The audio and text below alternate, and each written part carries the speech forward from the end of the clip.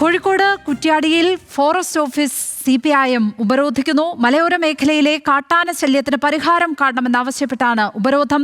CPIM ചാത്തൻകോട്ട നട local committee പ്രവർത്തകരാണ് forest office ഉപരോധിക്കുന്നത്. ഇപ്പോൾ രതീഷ് വാസുദേവൻ ചേരുന്നു വിവരങ്ങളുമായി. രതീഷ്, ഒരു ഫോറസ്റ്റ് ഓഫീസ് CPIM പ്രവർത്തകർ തന്നെ ഉപരോധിക്കുന്നു എന്നുള്ളതാണ്. പ്രത്യേകിച്ചും വനം വകുപ്പിനെതിരെ പലയിടങ്ങളിലും CPMന്റെ ഭാഗത്ത് നിന്ന് ഇത്തരത്തിലുള്ള പ്രതികരണങ്ങൾ വരുന്നുണ്ട്. ഒരു ഉപരോധത്തിലേക്കൊക്കെ കാര്യങ്ങൾ കടക്കുന്നു. ആ വിമർശനം, ആ എതിർപ്പ് കൂടുതൽ രൂക്ഷമാകുന്നു എന്ന് തന്നെ വേണം മനസ്സിലാക്കാനല്ലേ?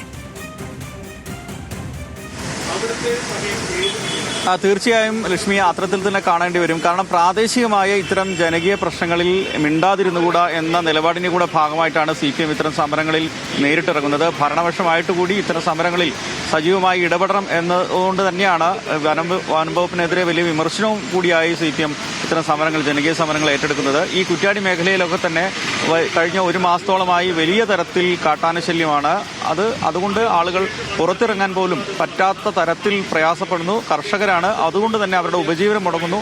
ഇത്തരമൊരു സാഹചര്യത്തിലാണ് ഈ ജനകീയ പ്രതിഷേധം ഏറ്റെടുക്കുക എന്നതിൻ്റെ കൂടെ ഭാഗമായാണ് ഈ CPM സമരം ഏറ്റെടുക്കുന്നത്. ഇത്തരത്തിൽ സമരങ്ങളുമായി രംഗത്ത് വരുന്നത് കാരണം പ്രാദേശിക തെരഞ്ഞെടുപ്പൊക്കെ വരാൻ പോവുകയാണ്. അത്തരം ലക്ഷ്യം കൂടിയുണ്ട്. അത്തരം ജനകീയ വിഷയങ്ങളിൽ ഒപ്പം നിന്നില്ലെങ്കിൽ അതും ബാധിക്കുമെന്ന ഒരു തിരിച്ചറിവ് കൂടെ CPMന് ഇത്തരം ഭരണപക്ഷത്തായിട്ട് കൂടി ജനകീയ വിഷയങ്ങളിൽ ഇത്ര ശക്തമായ സമരങ്ങളുമായി വനംവകുപ്പിനെതിരെ തന്നെയുള്ള സമരവുമായി ഇറങ്ങാൻ പ്രേരിപ്പിക്കുന്നു എന്നാണ് മനസ്സിലാക്കേണ്ടത്. കഴിഞ്ഞ വർഷം മന്ത്രി തന്നെ പറഞ്ഞു, ജനകീയ ആവശ്യങ്ങളിൽ ഏത് കക്ഷിയായാലും സമരം ചെയ്യുന്നത് ആ രീതിയിൽ തന്നെയാണ് ഉൾക്കൊള്ളുന്നത്, മനസ്സിലാവുന്നത്. അത് വനംവകുപ്പിനോടുള്ള ഒരു പ്രതിഷേധമല്ല, തന്നോടുള്ള ഒരു പ്രതിഷേധമല്ല.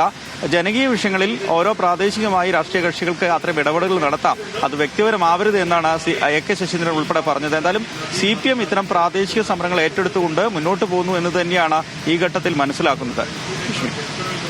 രതീഷ് വാസുദേവനാണ് കോഴിക്കോട് നിന്ന് വിവരങ്ങൾ പങ്കുവച്ചത്.